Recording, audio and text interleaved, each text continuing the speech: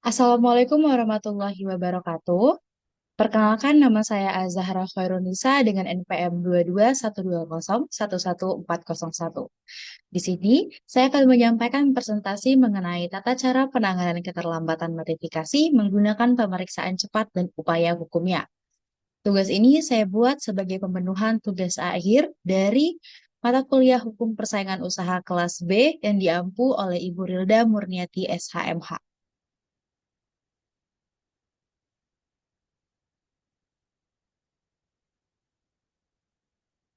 Pertumbuhan ekonomi global yang semakin pesat telah mendorong dunia usaha untuk terus beradaptasi. Salah satunya melalui strategi ekspansi bisnis dalam bentuk penggabungan, peleburan, maupun pengambil alihan saham perusahaan. Kegiatan merger dan acquisition ini seringkali dilakukan untuk memperkuat posisi pasar, efisiensi operasional, serta meningkatkan nilai perusahaan secara keseluruhan. Namun, di balik tujuan ekonomi yang ingin dicapai, terdapat potensi risiko yang besar terhadap iklim persaingan usaha, khususnya apabila transaksi berpotensi menciptakan monopoli atau praktik persaingan usaha tidak sehat. Indonesia menerapkan sistem post notification dalam mengatur transaksi akuisisi, merger, dan penggabungan badan usaha. Hal ini diartikan bahwa pemberitahuan kepada Komisi Pengawas Persaingan Usaha atau KPPU dilakukan setelah transaksi secara efektif berlaku menurut hukum, bukan sebelumnya. Landasan hukum dari kewajiban notifikasi ini terdapat dalam pasal 29 Undang-Undang Nomor 5 Tahun 1999 tentang larangan praktik monopoli dan persaingan usaha tidak sehat atau Undang-Undang Persaingan Usaha yang menyatakan bahwa penggabungan, peleburan, atau pengambil alihan saham yang mengakibatkan nilai aset dan atau nilai penjualan melebihi jumlah tertentu wajib diberitahukan kepada KPPU paling lambat 30 hari sejak tanggal penggabungan, peleburan, atau pengambil alihan tersebut berlaku efektif. Pelaksanaan teknis kewajiban notifikasi diatur lebih lanjut dalam Peraturan Pemerintah Nomor 57 Tahun 2010 tentang penggabungan atau peleburan badan usaha dan pengambil alihan saham perusahaan yang dapat mengakibatkan terjadinya praktik monopoli dan persaingan usaha tidak sehat.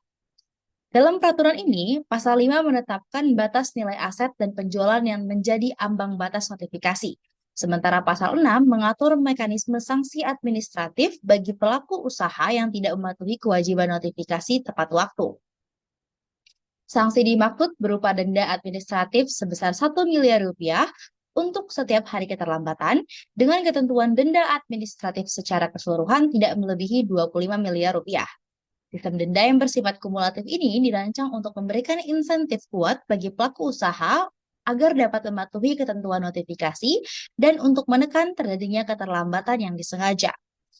Mengakui kompleksitas penanganan perkara dan kebutuhan akan efisiensi dalam sistem penegakan hukum persaingan usaha, KPPU telah melakukan modernisasi prosedur penanganan perkara. Melalui Peraturan KPPU Nomor 2 Tahun 2023 tentang tata cara penanganan perkara praktik monopoli dan persaingan usaha tidak sehat, diatur sebuah penyelesaian keterlambatan notifikasi melalui pemeriksaan cepat. Prosedur ini menciptakan kepastian waktu yang jelas bagi pelaku usaha, mendorong transparansi dalam proses penanganan perkara, dan memungkinkan pencapaian penyelesaian perkara yang jauh lebih efisien. Dan oleh karena itu, kajian ini menjadi krusial guna memahami mengenai tata cara penanganan keterlambatan notifikasi melalui pemeriksaan cepat, serta bagaimana upaya hukum yang dapat ditempuh pelaku usaha.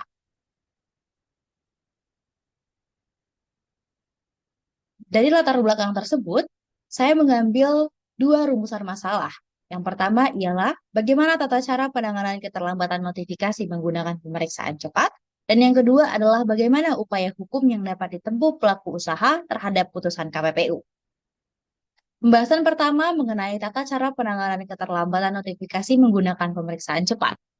Kewajiban notifikasi terhadap KPPU diatur dalam Pasal 29 Undang-Undang Nomor 5 Tahun 1999 tentang larangan praktek monopoli dan persaingan usaha tidak sehat, yang kemudian dijabarkan lebih lanjut dalam Peraturan Pemerintah Nomor 57 Tahun 2010.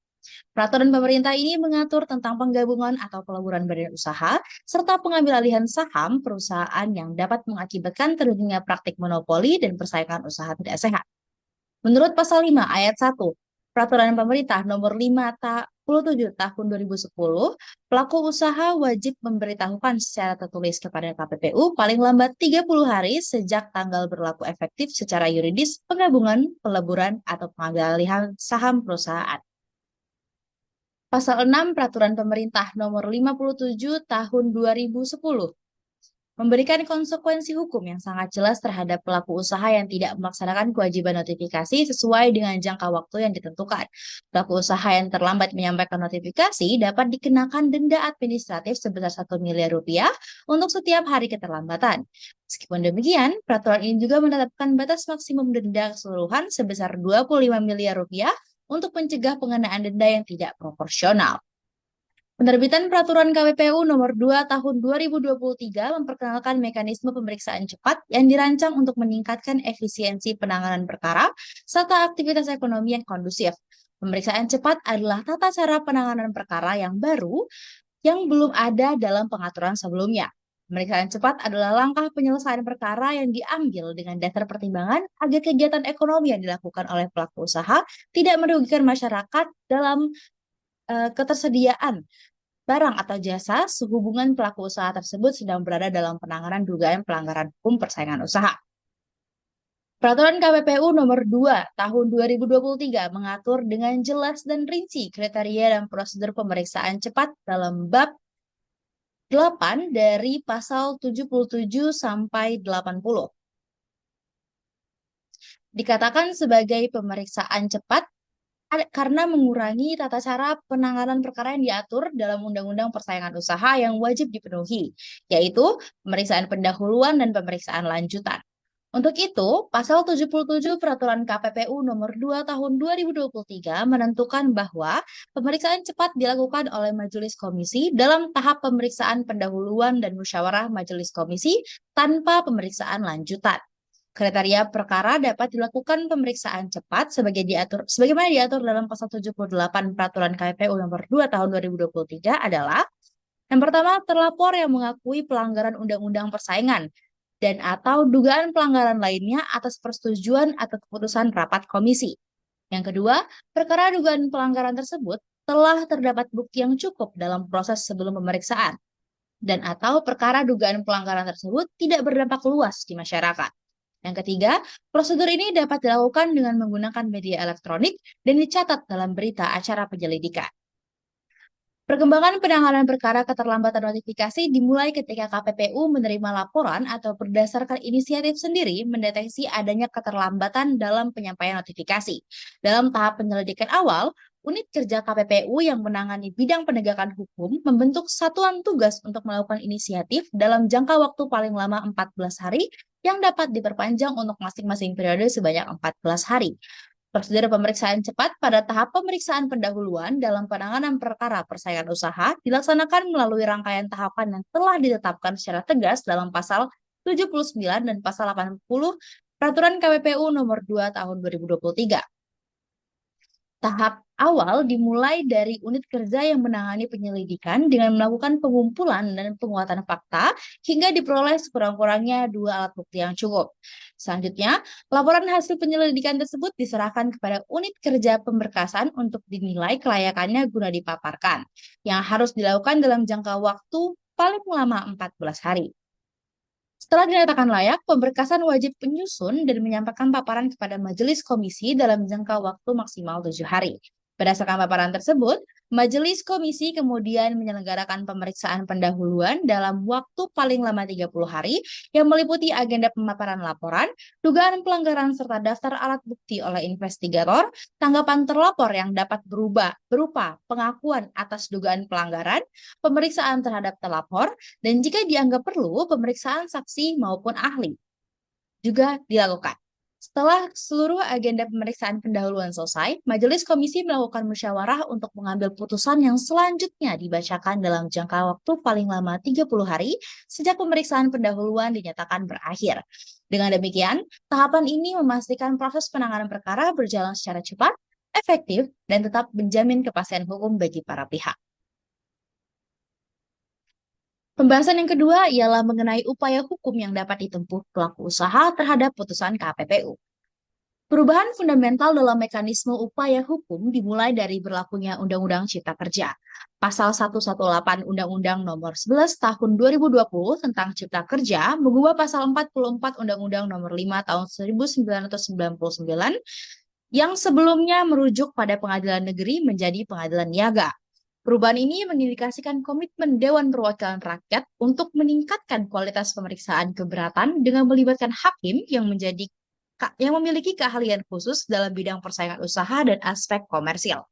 Berdasarkan pasal 19 Peraturan Pemerintah Nomor 44 Tahun 2021, pelaku usaha sebagai terlapor dapat mengajukan keberatan kepada pengadilan niaga sesuai domisili hukum terlapor selambat-lambatnya 14 hari kerja setelah menerima pemberitahuan putusan KPPU. Batas waktu ini bersifat ketat dan tidak dapat diperpanjang. Melewati tenggat waktu itu akan mengakibatkan putusan KPPU memiliki kekuatan hukum tetap dan pelaku usaha tidak dapat lagi mengajukan upaya hukum keberatan melalui pengadilan niaga. Pemeriksaan keberatan di pengadilan niaga mencakup aspek formil dan material atas fakta yang menjadi dasar putusan KPPU. Pengadilan niaga dalam melakukan pemeriksaan keberatan diatur melalui Peraturan Mahkamah Agung Nomor 3 Tahun 2021 tentang tata cara pengajuan dan pemeriksaan keberatan terhadap putusan KPPU di pengadilan niaga. Pemeriksaan ini harus dilakukan dalam jangka waktu paling cepat 3 bulan dan paling lama 12 bulan, memberikan ruang waktu yang cukup bagi pengadilan niaga untuk melakukan pemeriksaan yang komprehensif. Dalam mengajukan keberatan ke pengadilan niaga, terlapor wajib menyerahkan beberapa dokumen, antara lain surat kuasa, permohonan keberatan yang merinci alasan keberatan, dan salinan lengkap putusan KPPU yang dimohonkan keberatan.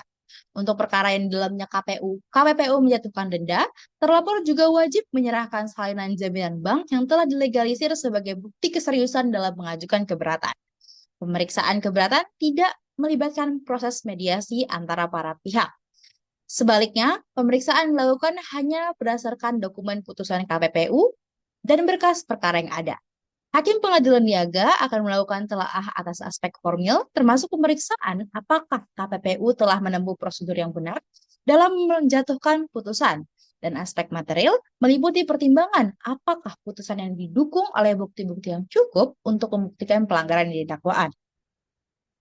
Khusus dalam perkara keterlambatan notifikasi, pemeriksaan material akan fokus pada apakah terlapor benar-benar melakukan keterlambatan dalam memberitahukan pengambil alihan saham kepada KPPU, kapan tanggal efektif transaksi tersebut berlaku secara yuridis, dan apakah perhitungan batas waktu 30 hari kerja telah dilakukan dengan tepat sesuai dengan pasal 5 Peraturan Pemerintah Nomor 57 Tahun 2010. Dalam beberapa kasus, pengadilan niaga telah membatalkan putusan KPPU ketika terlapor berhasil membuktikan bahwa notifikasi sesungguhnya telah dilakukan sesuai tenggat waktu yang ditetapkan. Jika pihak yang keberatan atau KPPU tidak puas dengan putusan pengadilan niaga, kedua belah pihak dapat mengajukan permohonan kasasi ke Mahkamah Agung. Kasasi ini merupakan upaya hukum terakhir yang tersedia dalam sistem peradilan Indonesia untuk perkara keberatan atas putusan KPPU, sehingga tidak akan dilakukan lagi yang namanya peninjauan kembali atau PK. Pihak yang mengajukan kasasi harus melakukannya dalam jangka waktu 14 hari setelah menerima putusan pengadilan niaga, dan Mahkamah Agung harus memberikan putusan dalam jangka waktu maksimal 30 hari sejak permohonan kasasi diterima. Berdasarkan pembahasan yang telah saya jabarkan sebelumnya, maka saya dapat menarik dua butir kesimpulan. Yang pertama ialah pemeriksaan cepat yang diatur dalam Peraturan KPPU Nomor 2 Tahun 2023 merupakan mekanisme penanganan perkara keterlambatan notifikasi yang lebih efisien dengan meniadakan tahapan pemeriksaan lanjutan. Prosedur ini dimulai dari penyelidikan satuan tugas KPPU maksimal 14 hari dan dapat diperpanjang, penilaian kelayakan oleh unit pemberkasan dalam jangka waktu 14 hari, penyusunan paparan ke majelis komisi dalam jangka waktu 7 hari, pemeriksaan pendahuluan dalam jangka waktu 30 hari, dan musyawarah serta pembacaan putusan dalam jangka waktu 30 hari. Mekanisme ini memastikan penyelesaian perkara keterlambatan notifikasi yang diatur dalam pasal 5 Peraturan Pemerintah Nomor 57 Tahun 2010 dalam batas waktu 30 hari kerja dilakukan dengan cepat dan pasti tanpa mengorbankan kepastian hukum bagi para pihak, sekaligus mencegah gangguan berkelanjutan terhadap kegiatan ekonomi pelaku usaha. Pada butir kedua, disimpulkan bahwa terlapor dapat mengajukan keberatan kepada pengadilan niaga dalam waktu 14 hari kerja setelah menerima putusan KPPU, dengan melengkapi dokumen persyaratan termasuk jaminan bank bagi perkara berkaitan denda. Pengadilan niaga melakukan pemeriksaan aspek formil dan material dalam jangka waktu 3 sampai 12 bulan, mencakup evaluasi kepatuhan prosedur KPPU dan kecukupan bukti pelanggaran khususnya perhitungan batas waktu 30 hari kerja. Apabila salah satu pihak tidak puas, kasasi dapat diajukan ke Mahkamah Agung dalam waktu 14 hari dengan putusan maksimal 30 hari. Rangkaian upaya hukum ini memberikan perlindungan bagi pelaku usaha untuk memperoleh keadilan sambil menjamin penegakan hukum persaingan usaha. Baiklah, sekian yang dapat saya sampaikan mengenai tata cara penanganan keterlambatan notifikasi menggunakan pemeriksaan cepat dan upaya hukumnya. Apabila ada salah dan kurang dalam pembahasan yang telah saya berikan, saya mohon maaf dan kepada Allah saya mohon ampun. Saya akhiri. Wassalamualaikum warahmatullahi wabarakatuh.